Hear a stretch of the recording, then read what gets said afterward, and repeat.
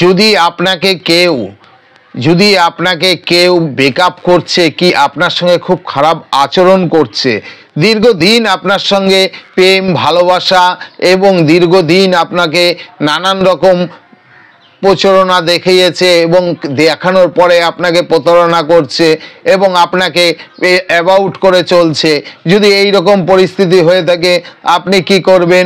আপনি বাজার থেকে শিঙি মাছ নিয়ে আসবেন। সেই শিঙি মাছটির কাঁটা আপনি কি করবেন?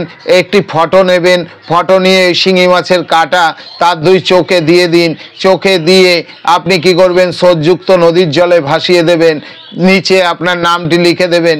দেখবেন সে দৌড়ে দৌড়ে আপনার কাছে আসবে এবং এসে আপনাকে আবার ভালোবাসবে এবং আপনাকে আবার আগের মতন প্রেম প্রণয়তে ভরিয়ে দেবে। করে দেখুন, বিশ্বাস করে অবশ্যই সুফল পাবেন।